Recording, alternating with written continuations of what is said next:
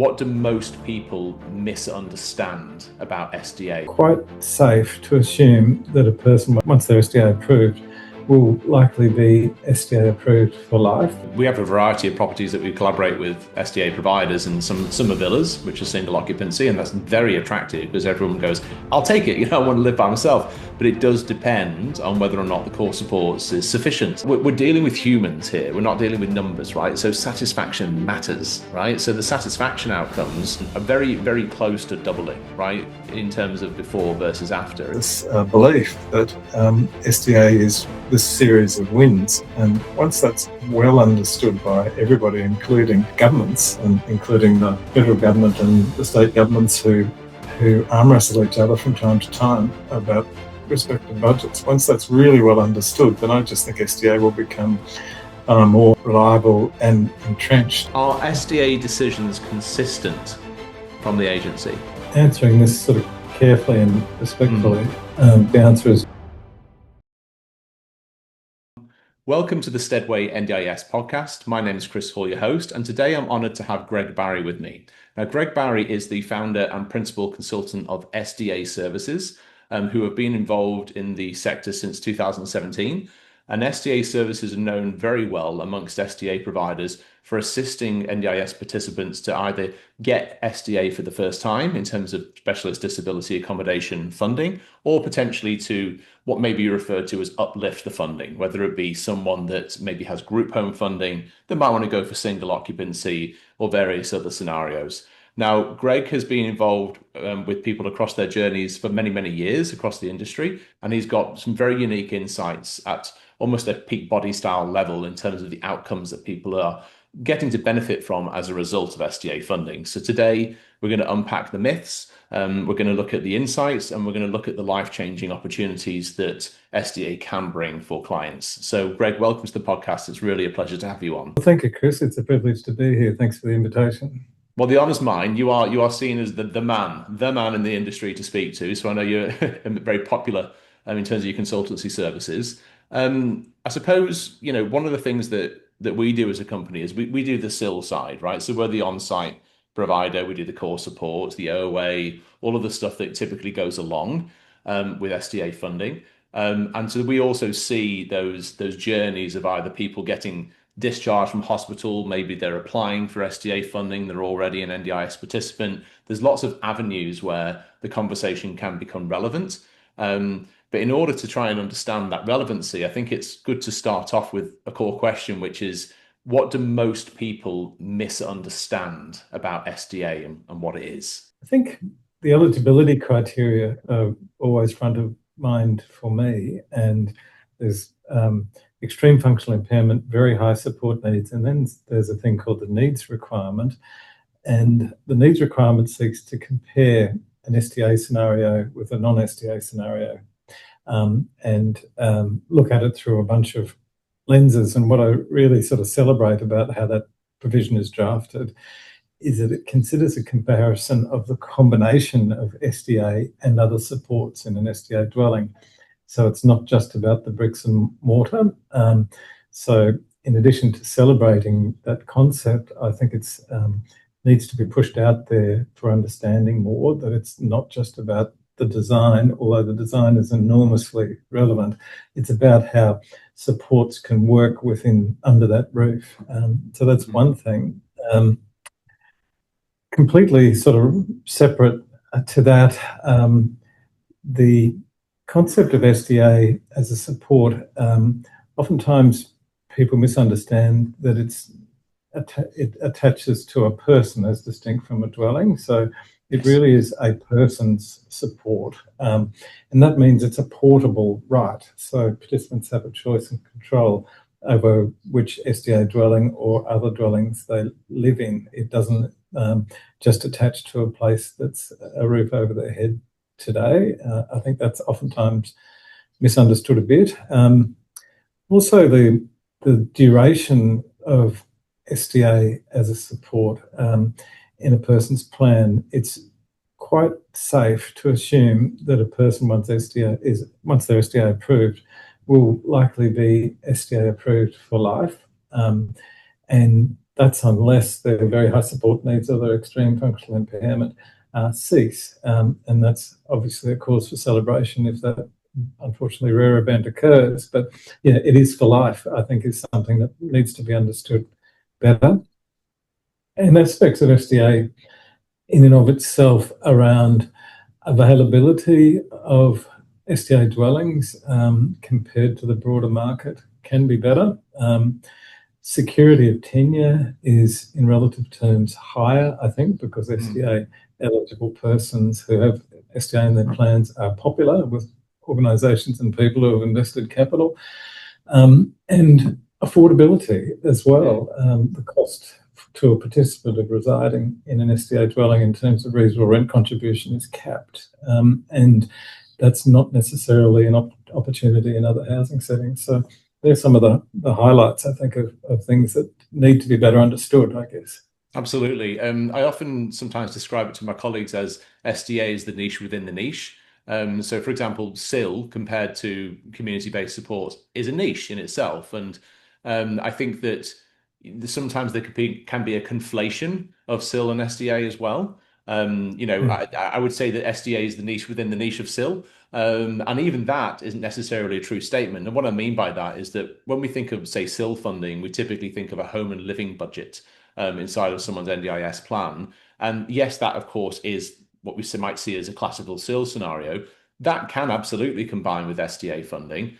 Equally, what people may call, quote unquote SIL funding isn't necessarily a home and living budget. It can just be under core flexible supports. So you've really got to kind of understand the bureaucracy of the machine, so to speak. And it really is quite black and white. From an SDA perspective, you've either got it or you don't. But in terms of that conflation of the two concepts, I think that it's important to recognize that an individual can have SIL funding by itself, but not SDA. And just because you've got SIL funding doesn't mean you're automatically going to be eligible for SDA at all. Like, it is really about that extreme functional impairments, and and that's often somewhat not solely in the physical domain, but it can be perhaps a little more weighted towards that. But equally, it can be psychosocial related, can't it? But SIL and SDA are two often parallel things, but they also can be very separate, can't they? Yes, and heavily intersecting as well. So yeah, it's complex. It takes a while to get those thoughts understood. Yeah, yeah, exactly. I mean, and again, like, just because someone has SIL funding, well, you can't, it's common to be contributing, for example, from someone's disability support pension towards a SIL house. There's actually the same deal often when it comes to SDA providers, right? The idea of reasonable rental contribution is typically the bit that's in your SDA funding combined with maybe 25% of your DSP, and then Commonwealth rental assistance typically on top of that. And I think that, do you know what? I'm going to throw another one out there from our experience.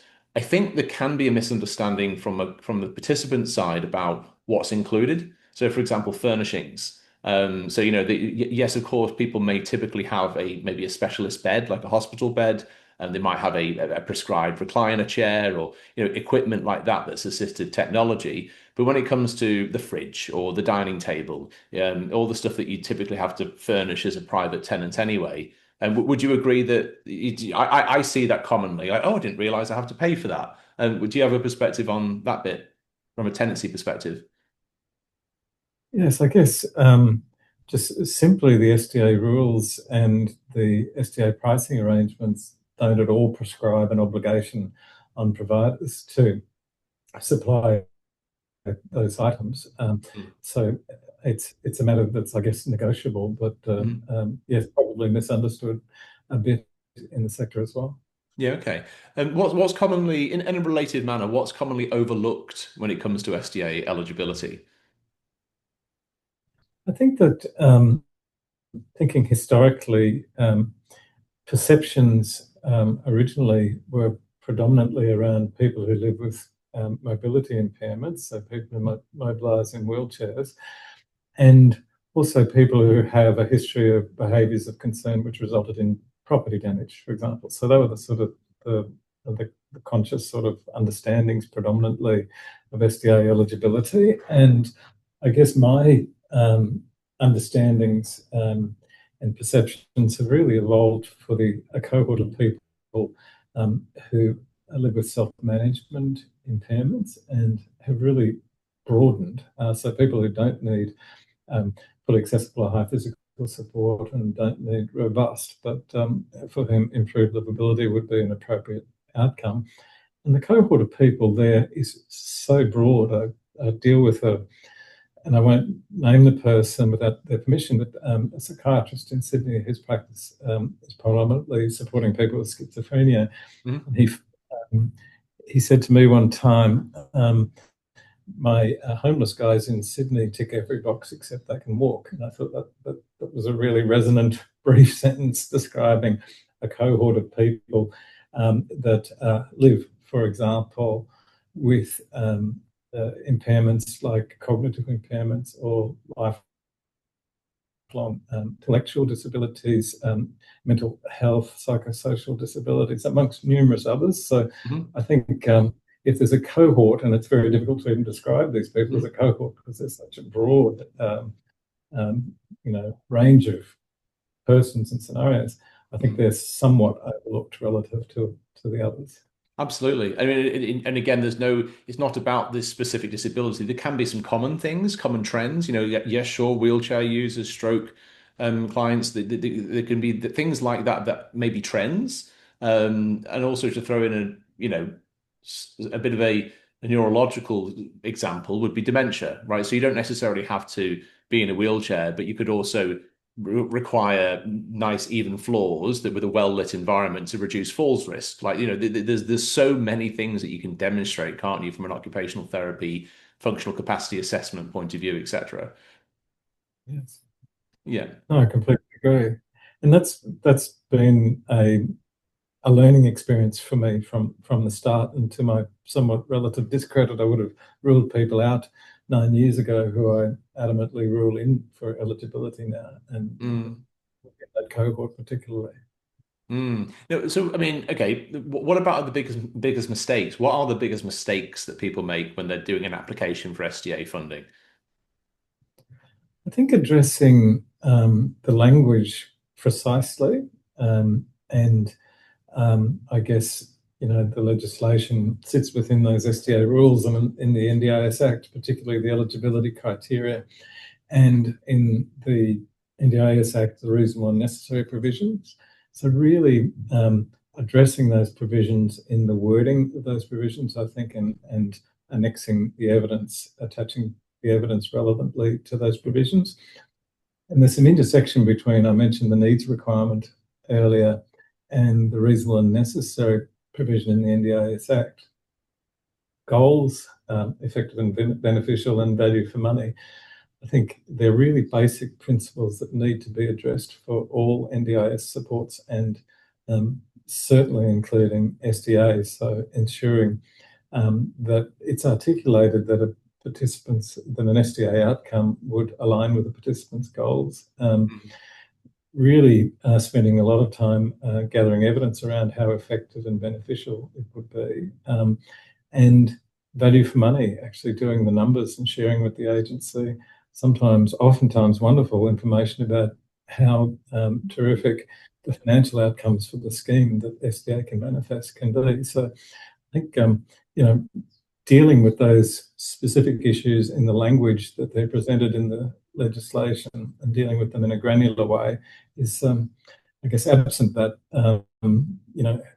we're driven by paranoia, that we feel if we miss something, we'll let someone down. So they're the mistakes, not addressing those in a really precise, granular way.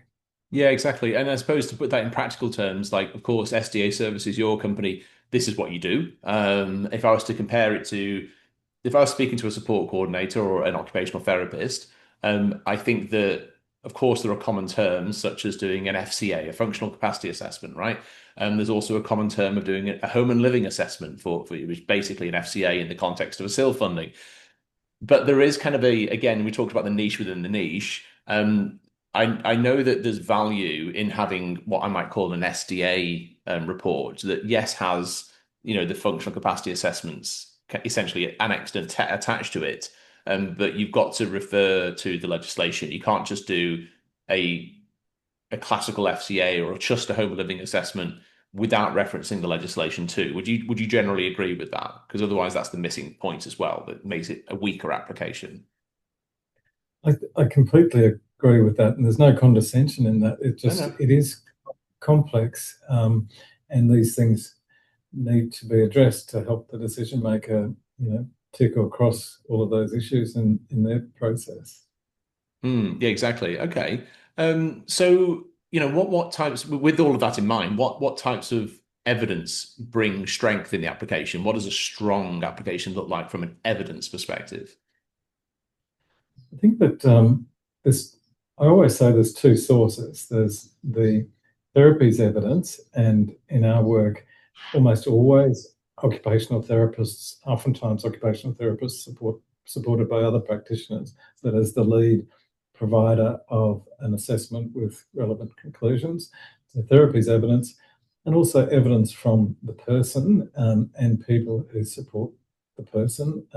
So non-therapies evidence, and I'll talk a little bit about that. And also numbers that I mentioned before, letting the agency know what it's going to cost, because that's a really important consideration for the scheme, including sustainability, like we've been hearing relevantly so much about recently. So the therapies evidence for SDA specifically considers those criteria that can only be provided by experts and particularly occupational therapists in our work. So extreme functional impairment for either mobility, self-care or self-management, associated very high support needs, and very high need for person-to-person supports. That's all inherently therapies evidence. Also, assuming that the eligibility gateway has notionally been gotten through, then it really requires a occupational therapist's opinion as to what the appropriate design category would be to respond to a person's specific needs. And all of that, additionally, just consider what life would be like in an SDA dwelling and what the support model would be like there. So definitely extremely highly relevant, essential, that evidence. But also, I mentioned the participant themselves. There's a terrific provision in the supports for participants rules, which lists the things that the decision maker must consider for effective and beneficial considerations. And one is experts and published literature, but the second one on that list is the lived experience of participants and their carers. So it's our responsibility to elicit those stories from people about how they've lived and what they would expect SDA to manifest for them based on lived experience. And also within the SDA rules, there are provisions, numerous ones, around what should be considered for building type. And the top one is preference. So in our work, we feel it's a responsibility to make sure that participants understand what all their options are before they can express a valid preference, and then elicit that preference from them and the story that sits behind that, which might have to do with who they want to live with or previous life experiences, how they want to engage in the community, how they might want to engage economically, etc. So that story is outside, although somewhat intersecting with, but beyond therapies evidence as well. So it's the combination of those two things. Absolutely. And of course, there's things like Appendix H when you want to live with a loved one, which can be very relevant for that factor. The thing I see very commonly is, say, for example, if someone's discharged from hospital and they get a brand new NDIS plan for the first time because it's an acquired disability, such as a stroke. That's a common one. Typically, the agency will give SDA funding potentially for that scenario via the hospital application for the NDIS, but it's commonly a group setting. So it's rarer in my experience that you get straight to single occupancy funding from the hospital system. So what we did to try and address that is on our Steadway website, we've got a free e-learning product, which is called the Insider's Guide to SDA. And genuinely, it's trying to educate people that may be sitting in that hospital bed, whether it be the participant or family members or even coordinators to go, hey, there is this thing called single occupancy, and it is possible to ask for it. And it's trying to educate them on the ability of that. I think that single occupancy, you alluded to it directly, can also relate to, of course, your goals and how you want to access the community. It can also relate to um, evidence that may demonstrate that it's not suitable to live with others, right? So, for example, let's say I've got 100 incident reports or 100 ABC forms, etc. And those types of things for existing NDIS participants, they can, as well as the story in terms of, familial goals and community goals. Would you agree that that type of evidence is also crucial if you're trying to go from group home SDA funding to single occupancy funding? I completely agree. And, predominantly, I like to think in a descending order of priorities, and the big one is safety. So, that issue that you raised there, safety sits at the front of that one in my perception. And then there's the sort of efficient delivery of supports in a place. And sometimes supports, and you're more across this than me, I'm sure, can't be delivered efficiently where someone's behaviours, for example, make that difficult if there's other people and other co-residents in the dwelling. So yeah, definitely for single residency, that can be a relevant issue. And we often also deal with 3 versus 2 as well, whether a 2-resident dwelling might work, but a 3-resident dwelling might not. And that's a bit even more nuanced because it requires an explanation as to why living with one other person who is SDA eligible could be okay, but not 2. That's a common scenario. Can you unpack that? Because one of our SDA partners, for example, does have a 2-bedroom property, right? And again, it's going to be a common thing to go, oh, sorry, I've only got 3-bedroom group home funding. Oh, we need how do you give me some examples of how you demonstrate that to the agency? I'm quite intrigued in that example there of going from 3 people to 2 people share.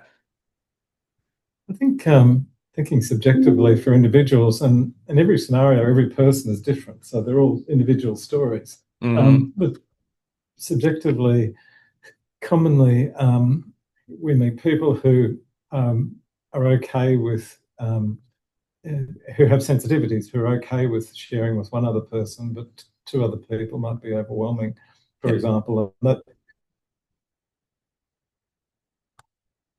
then relate to not just the person, but visitors, for example, or extra support staff. So it might be a tipping factor for them. Another example, which we do see a fair bit, is some people's support needs are so intense and the risks are so numerous and potentially, devastating that support workers being distracted by 2 other persons as distinct from one other person's increases the risk for things going wrong in supporting that person with those really intensely vulnerable support needs. There's 2 examples, and I guess if I had a clear today, I would probably be able to give you another 10 that we've worked with. But it is subjective for each case, and it is nuanced because the issue is, as I'm repeating myself, if you can live with one other person, why can't you live with 2 others? Yeah, exactly. And of course, it functionally relates and funding wise relates to the core support side of things, right? Because we have a variety of properties that we collaborate with SDA providers, and some are villas, which are single occupancy, and that's very attractive because everyone goes, I'll take it, I want to live by myself. But it does depend on whether or not the core supports is sufficient. Because it's I'd say a common misunderstanding I'd throw in the mix there is you got maybe single occupancy villa, and maybe you can get your funding across the line for that, but your core supports is 1 to 3 for 10 hours a day, and if all the other villas have got 1-to-1 people in there, then basically there's less of an opportunity to do shared support. So I guess it's an example of square peg round hole sometimes in terms of if you've got the wrong type of core support funding, it's not just about the SDA funding challenge, it's also in order to give you the care and support that you need. Unfortunately, sometimes with your current funding, the group setting might be more suitable for now, right? It really does depend. And then, of course, I'll throw in the mix as well the 10+1 model, where you've often got 10 apartments, typically in a urban area, cities like Gosford or Sydney, Melbourne, and you'll have the 10 apartments with the one concierge, and that's also potentially a wonderful model depending on the individual. But that's almost, again, a niche within a niche within a niche, because you can pay your $80,000 a year currently for 24/7 concierge, but you can only get it on average for 2.5 hours a day. So it depends. I think the NDIS is one of those glorious industries where pretty much any sentence that you say needs to be followed by "it depends." Yeah, I and completely agree. Go on, I'm sorry. no, go ahead, please. Yeah. I completely agree. And one of the overarching principles is that participants' preferences, as I mentioned, are a prominent consideration, and that's in the SDA rules. And also, Australia is a signatory to the United Nations Convention around the Rights of People with Disability, and Article 19 says people with disability have the right to choose where and with whom they live on an equal basis with others. So that's a correct position to adopt, and that's been successfully adopted in some tribunal outcomes as well. So that's the sort of what I describe as the high horse position, and it's a correct one. I do think, and then I guess the next observation is when the the NDIS review report was released at the end of 2024, there was a bit of a roadshow, and Minister Shorten, and I don't think he was tongue-in-cheek, he said, you don't have to share a dwelling with others, but you do need to share supports, was the overarching message. And I get that that's really important for the scheme to, have those efficiencies considered really closely in the context of the rights that I mentioned. I think design, as the sector evolve, will respond to that issue better over time, and it already is, and the 10+1 model's been doing that for a while. But I do think design has a contribution to make in a precinct where people can cherish their independence and single resident living, for example, or other living arrangements that suit them better, and share supports in that precinct. Design can make a contribution to that. It can. Yeah. So 10+1 apartments is great. And again, it has its place. It doesn't always work for everyone because commonly this is where logistics and operations starts to meet policy. So for example, if you've got 10+1 and shared support, so even if you've got, say, 1 to 4 for the afternoon or something between 4 people, it is all very well and good, but it somewhat depends on, is it functionally suitable to do drop-ins or to be, ring, I need help, rather than always having eyeballs on people. Because commonly on the 10+1 model, you've got an apartment.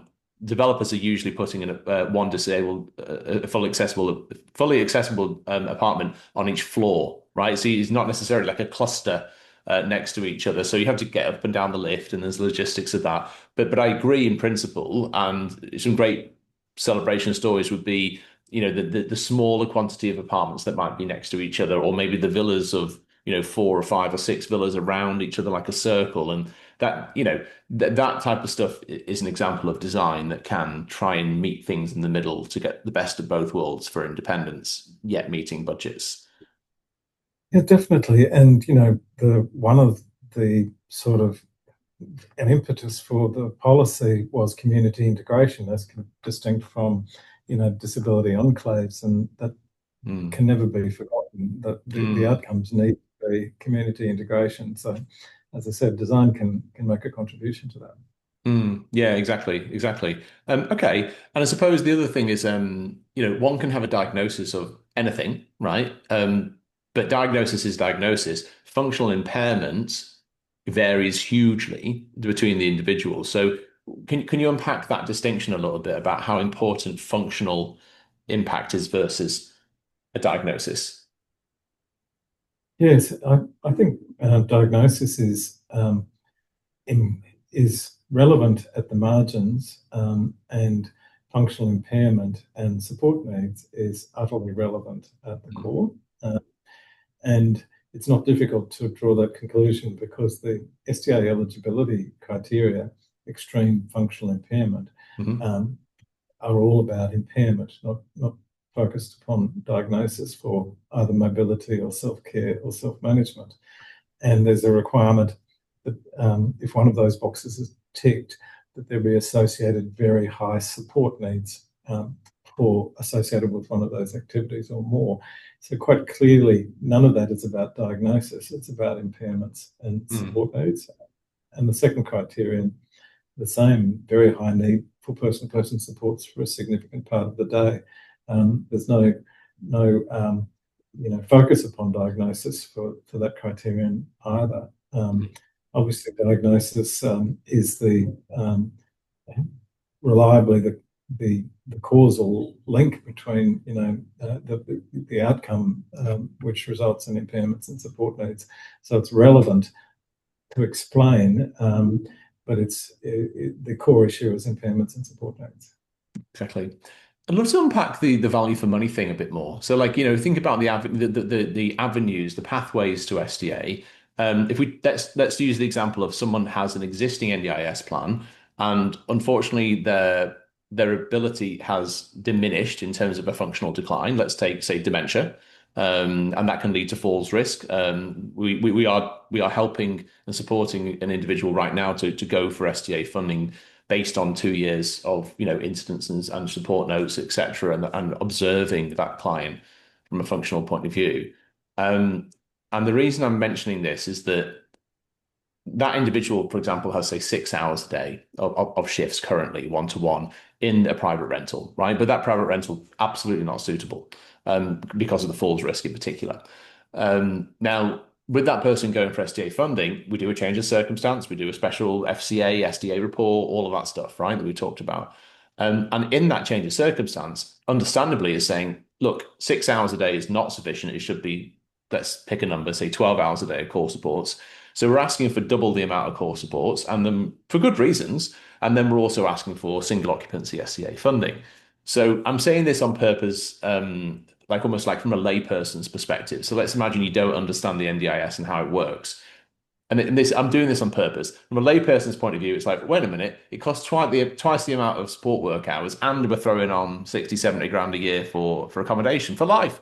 How is that good value for money? And I'm saying that, and not facetiously, I'm saying it somewhat intellectually provocatively on purpose. Like, how do we marry together the value for money thing? Because I'm sure it's a dance that you have to dance very accurately to get a successful application.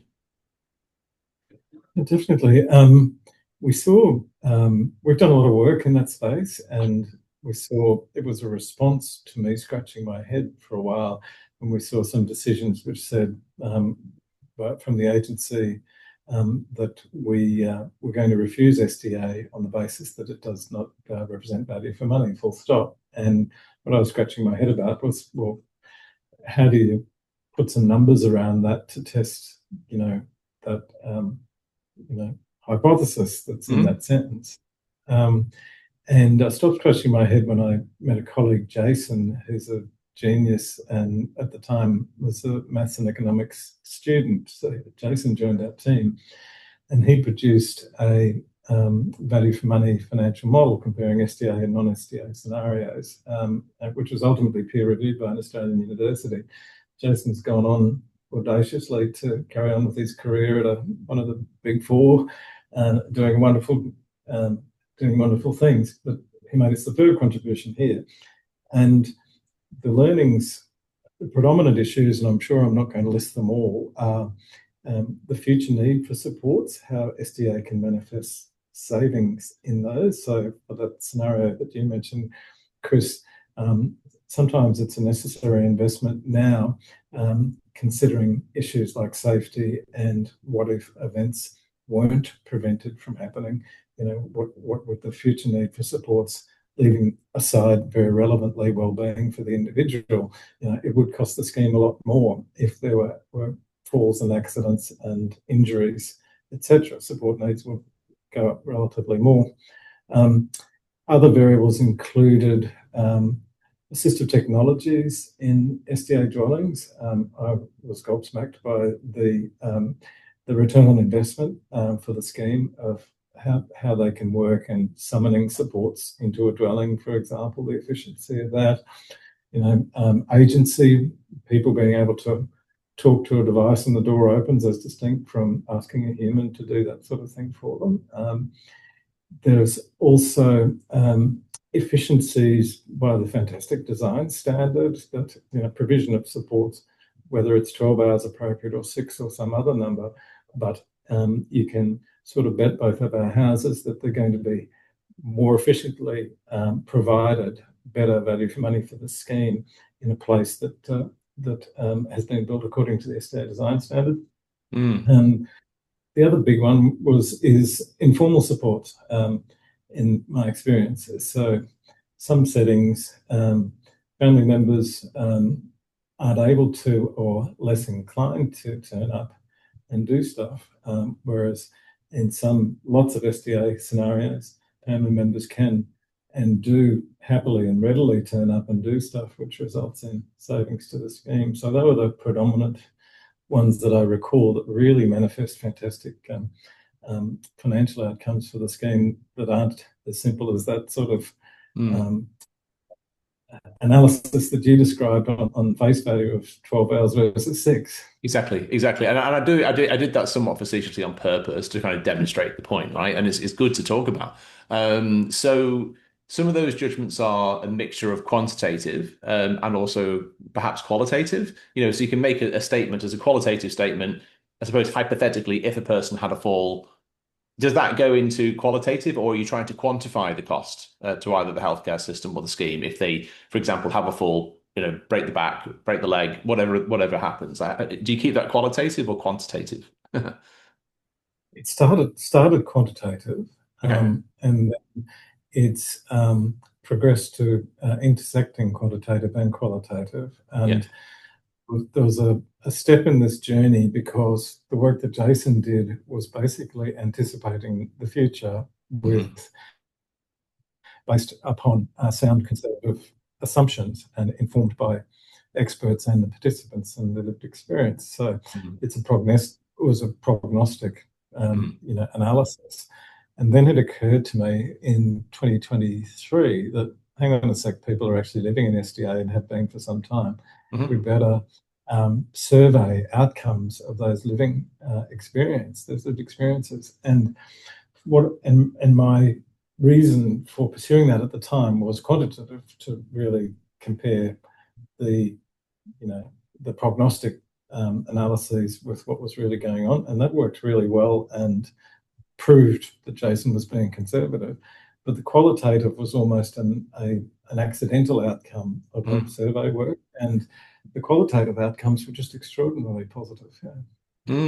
Interesting. I mean, and again, with the assisted tech example, let's say, for example, you've got a motorized opening front door, and that could be a button on the wall. If you integrate with a smart system, you can say to your smart speaker to quite literally open the door for you, and that's incredible. You're right, because that, I suppose that.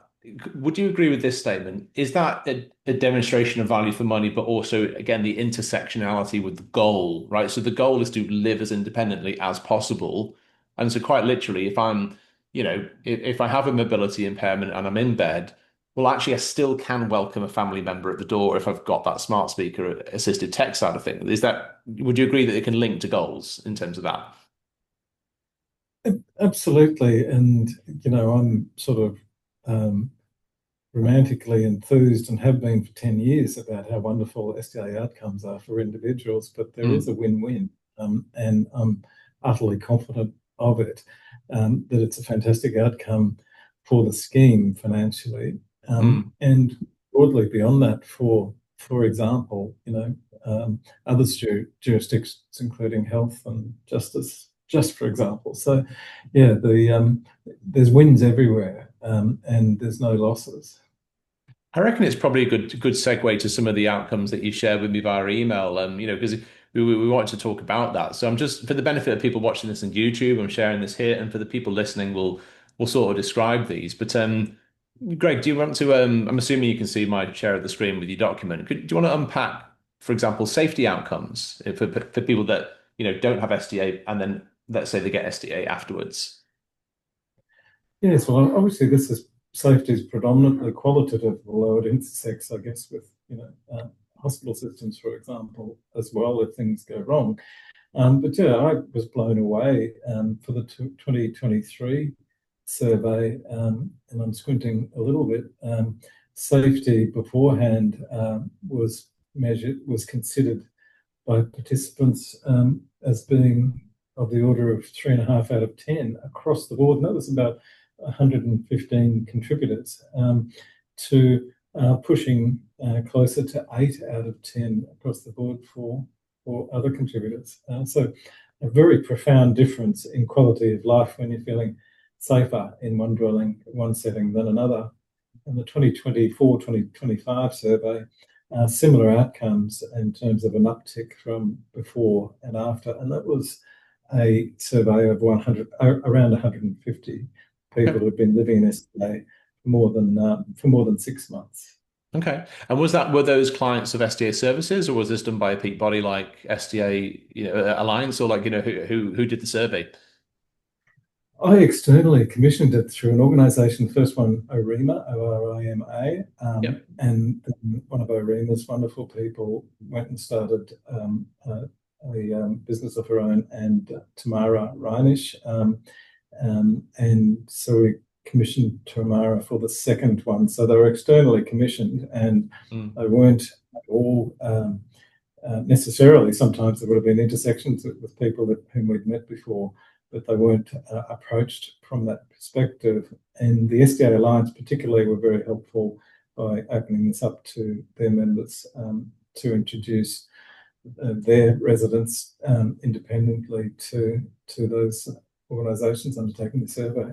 Okay, so we can demonstrate safety outcomes. I suppose the other one I'm just putting up on the screen now is hospitalizations. So, what is the average number of nights in hospital before having SDA funding versus afterwards? And again, I'll just verbalize this for the benefit of those listening. In this particular survey, it noted that the average nights spent in hospital before having SDA funding could be above 25 nights. I'm assuming that's annually in hospital. But it falls significantly to around 9 nights or less once you're in SDA funding. That's mind-blowing. That's more than halving on average. That's an incredible outcome. Why do you think that is? Why does that happen? It is an incredible outcome. I'm blown away by it and so pleased by it. I just think the safe and efficient delivery of supports when compared to a dwelling that doesn't meet a person's housing needs is safety and risks mitigation. But I also just think, and this is just guessing, but informed guess from lengthy experience, well-being equals health, and being in a fantastic environment equals well-being in relative terms. So it doesn't surprise me, but I was delighted by it. And this was, as I think I mentioned, 150 people, and of those 150, approximately 60 had only, so 60 out of 150 had these experience of unplanned admissions. So it's a narrower cohort, but I think all the more profound considering that before SDA 25 days, as you pointed out, versus approximately 9. And one of the learnings I've also had in the context of this is those beds per day in hospitals around the country, in very rough terms, cost, say, $2,500 per day. Yes.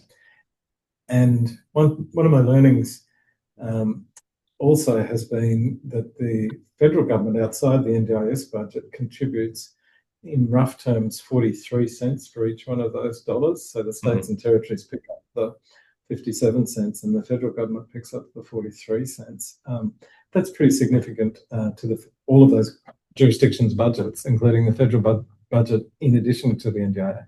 It is. I mean, again, take that $2,500 number and times it by, we go from 25 down to say even 10, right? If you do say $2,500 times 15, that's $37,500. So it does start to build the business case. Well, look, you get someone in a safer environment, you're going to save the healthcare system very close to, that's not getting far off maybe a group home SDA funding amount that maybe say 50 grand or something like that. So that's interesting. And of course, like again, real life stories, we've got clients that have moved into SDA properties that we are the on-site provider for.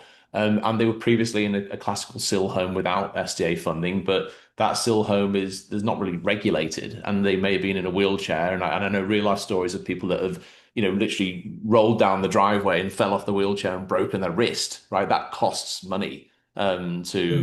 to do that. It's not a suitable environment. Absolutely needs to be wheelchair fully accessible SDA. It's Mm. so obvious, isn't it, sometimes? But that's a great example. And of course, falls risks in general, whether it be a dementia client that may have a falls risk because of dementia, or if it's manual handling and transferring for showering, or the toilet, having the right grab rail, all of that's so relevant, isn't it, to preventing an ambulance having to be called because someone fell. So it actually does make a lot of sense in terms of the value for money. I'm even connecting with it more through this conversation. Um, yeah, That's great. Yeah, the data, my sort of optimism says the data will float upwards one day, and it'll become a no-brainer. There are so many wins and no losses for this provision. yeah, exactly. And well, I mean, whilst we're on a roll, you've got some more statistics on outcomes that I think are really fascinating. Again, maybe this is more qualitative, but very relevant because we're in we're dealing with humans here. We're not dealing with numbers, right? So satisfaction matters, right? So the satisfaction outcomes in the survey that's on the screen here are very, very close to doubling, right? In terms of before versus after. Is there anything you'd want to unpack in terms of life satisfaction before and after SDA? Nothing in particular, thank you, Chris, other than just it is overwhelmingly positive, isn't it? It's fantastic. It is, So, and then the domains are going across the multiple domains of feeling safe, standard of living, relationships, life as a whole, future security. And again, think about future security. I know that in Australia, we basically still are in a housing crisis. And having interviewed, for example, the CEO of Home in Place as a peak organization in community housing, I know that the waiting list for community housing can be sometimes a decade, depending on one's needs. So, you know, to me, I'm very passionate about the broader NDIS community understanding what SDA is and what the opportunity is, because for the right people that need it for the right reasons, it actually can be part of trying to somewhat help in solving the broader housing crisis. And that's a lovely positive impact for the individual, because of course you're going to feel less anxious if you know you've got a place that you can live and you can stay in, and that your SDA funding stays with you for life. That's really quite beautiful, and that's how it should be. That's me speaking from the heart. no, um, no, and we're on the same songbook there, and I mentioned security of tenure before. This policy was structured around incentivizing investment of capital outside of government, mm, and the organisations which invest that capital find people with SDA in their plans very popular. So that equation, capital risk popularity equals security of tenure compared to any other housing scenario out there in the mainstream housing it sector. And that's does. It does. The house kind of sells itself once you get the right development done and the right quality. Yeah, and there's I think this statistic here, the mean life satisfaction, that's a very similar one, I think. Yeah, okay. Well, let's move on to the other areas. I love the fact that that's being measured. That's again, it's demonstrable evidence as part of the applications. Um, let's have a think. This is a bit of a provocative one. I'm going to ask it on purpose. Are SDA decisions consistent from the agency? I think that answering this sort of carefully and Mm, respectfully, the answer is no. And I think that this is 10 years in, not yet. So it's an evolving sector, and all stakeholders, contributors in this ecosystem, including the agency, are evolving understandings. So we're all working in one direction, is one context. I do think that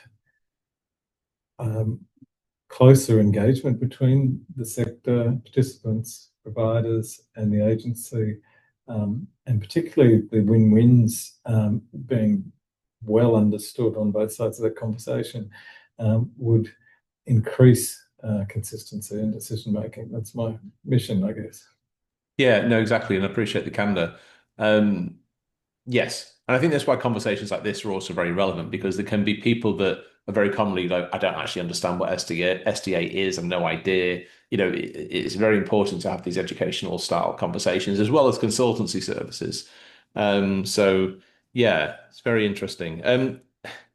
When it comes to, again, eligibility, and we talk about OTs and consultants like yourself, and referencing the legislation, that's all well and good, but I know that in the future direction of the NDIS, there's talks about things like the ICANN tool and not using OTs as much anymore and that kind of stuff. And sometimes these announcements get made and it can take years to implement. Sometimes they never get implemented. It just depends. But do you have any concerns around such things in terms of an attempt to bring in-house functional assessment through a core set of agency-based workers as opposed to allied health professionals that are independent, for example? Does that general concern that is applicable to the industry broadly, does that apply to SDA? Do you see that? Do you share that concern? I don't disregard it, but Mm. my optimism says that it's far less of a concern for SDA than other supports, and the logic that sits behind that includes that SDA has always been considered by the agency to be about 6% of participants, so it's niche, and the differentiator is what I keep talking about is extreme functional impairment and very high support needs. And I would be, my confidence says that it's very difficult to address extreme functional impairments and very high support needs, which are complex topics, in an oversimplified way or system. So repeating myself, my optimism is that that SDA won't be damaged, I guess, by any concerns like the one you're talking about. Right, exactly. And my analogy to that is that when it comes as a business owner, when I think about being a sole provider, doing core supports generally, with amongst all the changes, let's take the example of funding periods that came in last year. When people express concerns around course, but the industry generally, as a core supports provider, I've strategically chosen on purpose to stay in the lane of SIL and core supports. And the reason I say that is that my kind of quiet optimism for the future is that, it's sad to say, but it's the nature of the industry that we work in that typically the participants that we serve and support, it can be typically an ongoing need, right? So from a commercial perspective, if I stay myself in the lane of core supports, then I'm less concerned about whether it's not as funding periods or this or that, because I feel like there's always going to be that need. And I draw that analogy because I think it's kind of the same spirit of SDA as well. Like someone with that extreme functional impairment, unfortunately, will likely need that ongoing. So I think it may be a sturdier ground to be in, just generally. And there are, of course, around the edge cases, whether it be things like, are we having navigators or support coordinators? Is plan management changing or not? These things, absolutely, I completely appreciate the business owners and companies and people involved and the employees involved in those spaces, the understandable anxiety about whether that's going to continue.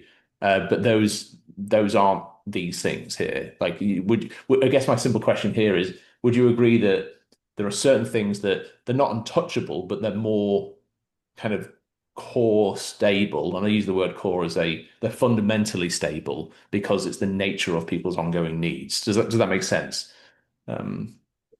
Absolutely, and I just think in terms of risk that I mentioned earlier, that they're very vulnerable people, typically people who Mm. are SDA eligible, and I don't think it's part of the agency's aspiration ever to lose sight of that fact. Mm.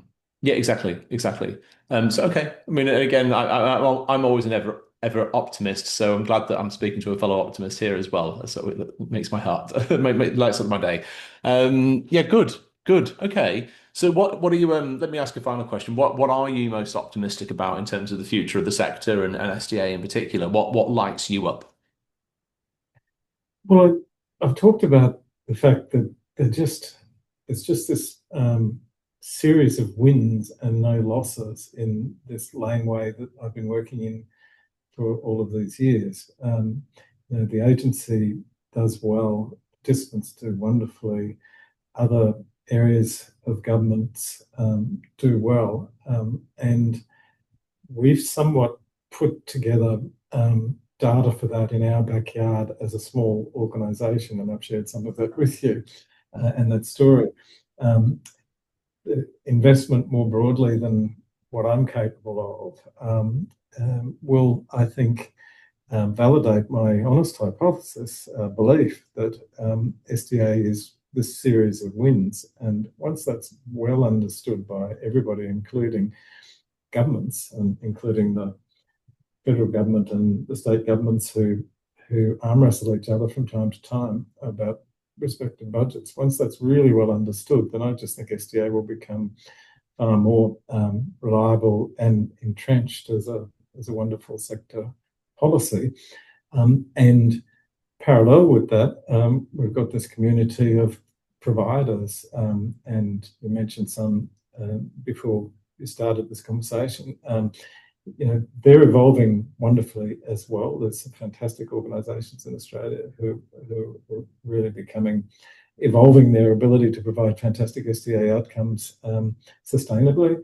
So yeah, I'm very confident that all the work that everybody's contributed is going to result in reliable outcomes going forward. Absolutely, I second that. I think we're starting to enter that phase of market maturation a bit more. The Mm. quality of the builds and I've spoken to multiple people in the SDA sector and we're kind of agreeing that if I went back say 3 years ago, there was the cliche of the self-managed super fund, mum and pop SDA houses, go and buy this house and you'll get a great return. But they didn't know how to run it or how to fill it and all that, and it was in the wrong location in the middle of nowhere. All of that I feel is starting to the market demand in terms of what people want, in terms of connection to community and great build quality and all of and well run companies. That is starting to speak for itself now, and I think that's only a good thing. And the more that SDA providers, still providers like ourselves, consultants such as SDA services, the more they kind of merge together in terms of being focused on a common goal, which is either getting someone SDA funding or adjusting and uplifting their SDA funding as well as the core supports. The more we can sort of sing from the same hymn sheet, I think that collaboration and common understanding combined with the maturation of the market is only going to lead to the good value for money as well as quality of life outcomes for people. Yeah, overall. We're in complete agreement. That's good. Yes. Well, there we go. Couple of optimists. I like it. Well, look, Greg, if people want to, I sort of know some of the answers because I've spoken to colleagues of yours before. So let me paraphrase it and then you tell me if I'm right or wrong. If someone wanted to use, say, for example, services such as SDA services, the scenarios can vary, can't they? I think that the way that can get paid for, first of all, can be from someone's NDIS plan. And that can be sometimes a combination of sometimes actually support coordination funding and also improved daily living funding, IDL. So first of all, have I got that right? You can kind of lump together different pools of funding and how does that work, for people paying for things like this? Yeah, definitely. We're registered as specialist support coordinators and support coordinators, and also for therapeutic supports. So there's inputs from those perspectives into the work that we do. Rarely specialist support coordination, I should say. But yeah, that's definitely the case. I'm probably not our team's best expert on the finer details of that, but that's definitely the case. And historically, support coordination has been a strong supporter of the outcomes that we've been assisting people with. That's become more challenging, and it's also vexed in terms of what the future looks like for that. So that's current context. And in that context of support coordination becoming more vexed over the last sort of 12 months or so, and the other graph being what I touched upon was there's wonderful organisations out there who need participants in their support to get through the process efficiently. Oftentimes these days we're also paid according to a well-curated arrangement by those organisations in the absence of NDIS support funding. Correct. And again, in practical terms, because I know this from experience, and it's a big compliment to both your company and also the SDA providers, what that means in practical terms to those listening is that sometimes it's worth shopping around with SDA providers, because there are some ones that, and I won't name specific organisations, but there are certain SDA providers that if the situation and the circumstances and the functional evidence, if that all aligns, then there can be a win-win where even if one's NDIS plan doesn't have the money to do the service, sometimes SDA companies are collaborating and kind of footing the bill or part of the bill, for example, for that. So that only speaks to the maturation of the market, by the way, because that probably might not have existed a while ago as people were scrambling to build their own companies. But now some SDA providers are able to put that step forward to de-risk the conversation, to de-risk the apartment or house viewing and go, hey, you know what? We recognize the situation. We've got this. Isn't that lovely that we're kind of starting to enter that phase for certain parts of the country? Definitely. And for me, before I knew any of those terrific organisations, when I started doing this, I would have been terrified of that relationship. So it's part of this evolution, and then we put in the safeguards around who, irrespective of who's paying us, who is our obligation to. Those relationships are working now, but yeah, it's as I keep saying, it's part of this evolution. Absolutely. Okay. Well, look, Greg, I like to try and keep a podcast roughly to about an hour. So I found this so insightful. Thank you very much for your years of expertise and the quality of the work that you guys are doing. I can only recommend highly that people consider SDA services and similar services if they're in a situation where they want to either go for funding or get an uplift, etc. So yeah, and thank you very much for coming on the show today. We'll make a point of putting SDA Services website link in the show notes. And for those that want to check out Steadway's Insider Guide, the e-learning product, you can go to our website to do so. And then I guess the final note that I'll mention, give a plug for both of our organizations, is that those that are wondering about eligibility, I know that SDA Services does have its own very well nuanced SDA eligibility checker. I think that's on your website. Is that right? Correct. Yes. Fantastic. That I'd highly recommend Greg's eligibility checker for getting the nuance. Also, as a shameless plug for myself, if you are wondering about the quick fire version of like, oh, have I got a good chance, low, medium, high? Then our own business, Steadway, does have I'll be transparent, it's a simplified version of just 10 questions. It won't be as nuanced as Greg's one, but what it does do is give the instant results. So basically, if in doubt, check out one of those eligibility checkers, give it a go. And then may that be hopefully the beginning of a journey for either yourself or someone that you know that could be eligible for SDA. So lean into it for those that are unsure. That would be my optimistic end to this conversation as well. And I'm sure you'd agree with that, Greg. Like, give it a go, people, because it can be worth exploring, can't it? I completely agree. And I should say, not as a plug for them whatsoever, but just out of respect, that tool that's on our website, Jason, whom I mentioned before, was the constructor of that, and our collaborator on that project was Vera Living. It was their inspiration that commenced that project. So I just need to respect, I guess, their contribution, that it wasn't just us that put that together. Absolutely. And I had Jacob Collier on the podcast a few weeks ago, so he referenced that too. So yes, yeah, absolutely. Well, we'll put the links to all of that in the show notes. Thank you everyone for for dialing in today. And yeah, Greg, thank you for your insight, and wishing you all the best with the ongoing applications that you're doing for current people that you're working with. Well, thank you. It's been a terrific opportunity. I've enjoyed our conversation. Absolute pleasure. Well, thanks everyone. Like, share, subscribe, spread the knowledge, spread the love, and we'll see you again for a future episode. All the best.